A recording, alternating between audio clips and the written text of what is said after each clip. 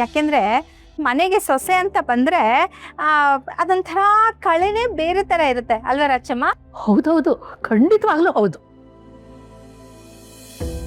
ನನಗೆ ಇನ್ನೂ ನೆನಪಿದೆ, ನಾನು ಮದುವೆಯಾಗಿ ನನ್ನ ಗಂಡನ ಮನೆಗೆ ಬಂದು ಮೊದಲನೇ ದಿನ ಇನ್ನೂ ಸೂರ್ಯ ಹುಟ್ಟಿರಲಿಲ್ಲ. ಬೇಗ ಎದ್ದು ಮನೆ ಮುಂದೆ ಗುಡಿಸಿ ಸಾರಿಸಿ ರಂಗೋಲೆ ಹಾಕಿ ಆಮೇಲೆ ಅಡುಗೆ ಮನೆಗೆ ಬಂದು ಕಾಫಿ ಮಾಡಿ ಅತ್ತೆ ಕೊಡ್ತಿದ್ದೆ. ಅತ್ತೆ ಆ ಕಾಫಿನ ಕುಡಿದು ಡರ್ ಅಂತ ತೆಗೆದ ಮೇಲೆ ಮುಂದಿನ ಕೆಲಸ ಶುರು. ನಮಗೆ ಏಳು ಅಂತ ಎಬ್ಬಿಸಿ ಕೆಲಸ ಹೇಳ್ಕೊಟ್ಟಿರಲಿಲ್ಲ. ಆದರೆ ಒಂದೊಂದು ಮನೇಲಿ ಒಂದೊಂದು ಥರ ಸಂಸ್ಕಾರ ಇರುತ್ತೆ. ಹೋಗ್ಲಿ ಬಿಡು, ಏನು ಮಾಡೋಕ್ಕಾಗುತ್ತೆ. ಅದನ್ನೇ ನಾನು ಹೇಳ್ತಿರೋದು ರಾಚಮ್ಮ. ಏನು ಗೊತ್ತಾ ರುಕ್ಕು, ನಮ್ಮ ಮನೆಯಲ್ಲಿ ಹಿರಿಯರು ಹೇಳ್ತಾ ಇದ್ರು ಯಾವಾಗ್ಲೂ.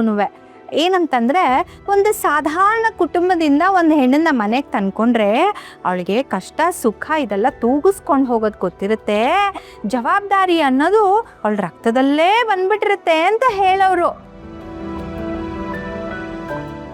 ನಿನ್ನ ನೋಡು, ಎಷ್ಟು ಚೆನ್ನಾಗಿ ಬೆಳೆಸಿದಾರಲ್ವ ನಿಮ್ಮ ಮನೆಯಲ್ಲಿ. ನೀನು ನೋಡಿದ್ರೇ ಗೊತ್ತಾಗುತ್ತೆ. ಈಗ ನಿಮ್ಮ ಅಕ್ಕ ನೋಡು, ಪಾಪ ಇನ್ನೂ ರೂಮಿಂದ ಹೊರಗಡೆನೇ ಬಂದಿಲ್ಲ. ನಾವೇ ಇಲ್ಲಿ ಏನೇನೋ ಕೆಲಸ ಮಾಡ್ಕೋತಾ ಇದ್ದೀವಿ. ಇನ್ನು ಅವಳು ಎದ್ದು ಬಂದು ಅವಳು ಕೆಲಸ ಮಾಡಿ ಮುಗಿಸಿ ಯಾವ ಕಾಲಕ್ಕೆ ಹೇಳು? ಪರವಾಗಿಲ್ಲ ಬಿಡು ಯಶು, ಇವತ್ತು ಅವಳಿಗೆ ಈ ಮನೇಲಿ ಮೊದಲನೇ ದಿನ ಅಲ್ವಾ, ಏನಾದರೂ ನಡೆಯುತ್ತೆ ಬಿಡು. ಇಲ್ಲಪ್ಪ, ನಾನು ಯಾಕೆ ಹೇಳಕ್ ಹೋಗ್ಲಿ? ನಾನೇ ನಿಮ್ಮ ಮನೆ ಸೊಸೆನ ರಾಚಮ್ಮ. ನೀನು ಸರಿ.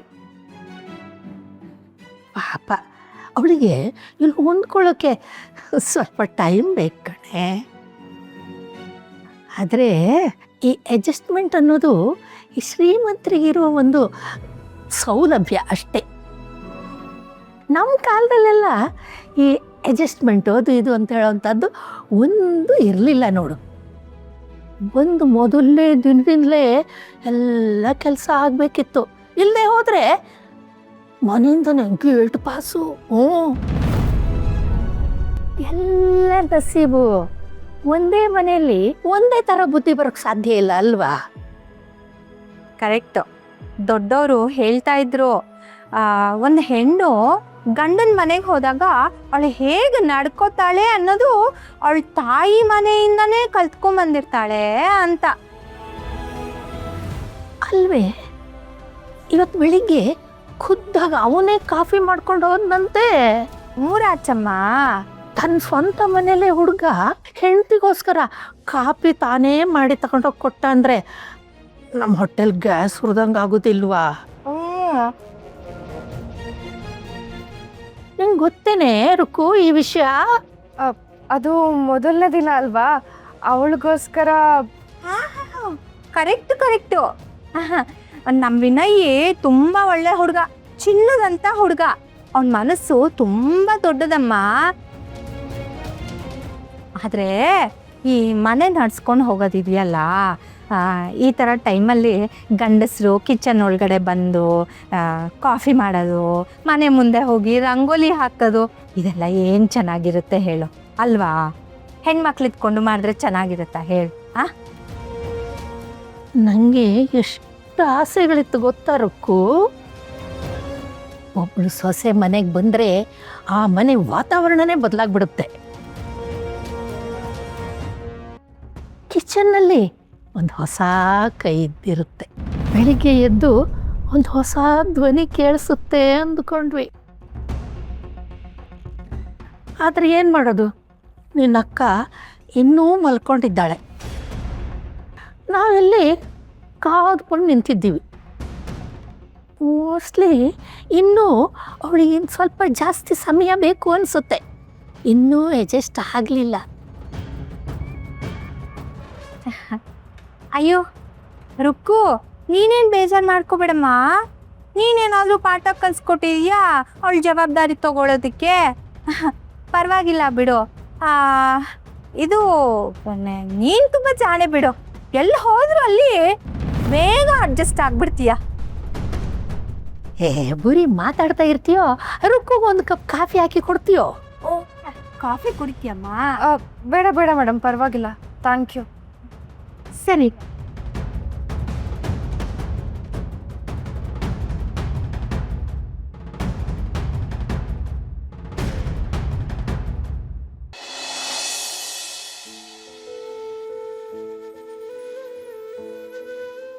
ಅಕ್ಕ,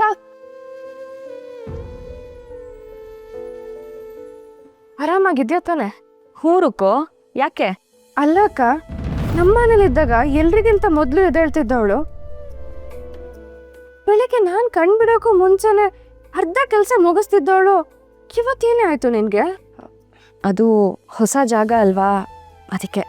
ಹೊಸ ಜಾಗ ಅಂತಾನೆ ನಾನು ಕೇಳ್ತಾ ಇರೋದು, ಆರಾಮಾಗಿದ್ಯಾ ಅಂತ.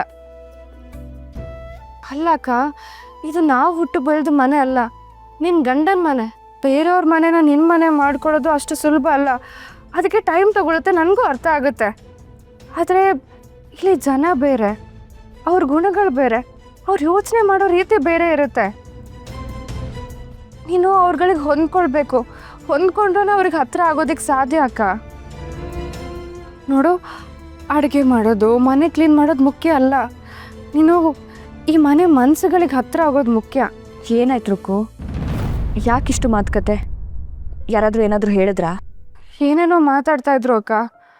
ಅವರು ಬೇಜಾರು ಮಾಡ್ಕೊಂಡಿರೋದಂತೂ ಗ್ಯಾರಂಟಿ. ಮೊದಲನೇ ದಿನಾನೇ ಶುರು ಮಾಡ್ಕೊಂಬಿಟ್ರಾ? ಬೇಜಾರು ಕೋಪ ಮಾಡ್ಕೊಳ್ಳೋದ್ರಿಂದ ಏನೂ ಉಪಯೋಗ ಇಲ್ಲ ಅಕ್ಕ. ನಾವೇ ಅಡ್ಜಸ್ಟ್ ಆಗಬೇಕು. ನೋಡು, ಇದು ಮತ್ತೆ ಆಗದೆ ಇರೋ ಥರ ನೀನೇ ನೋಡ್ಕೋ, ಆಯಿತಾ? ಅವಾಗ ಅವರು ಆರಾಮಾಗಿರ್ತಾರೆ, ನೀನು ಸೇಫಾಗಿರ್ತೀಯ.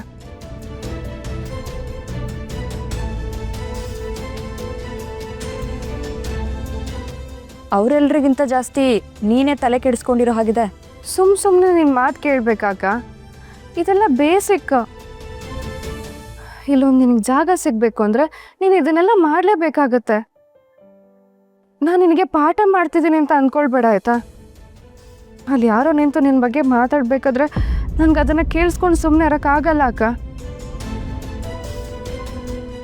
ನೀನು ಹೇಳ್ತಿರೋದು ಸರಿಯಾಗಿದೆ. ಇನ್ಮೇಲೆ ಹುಷಾರಾಗಿರ್ತೀನಿ.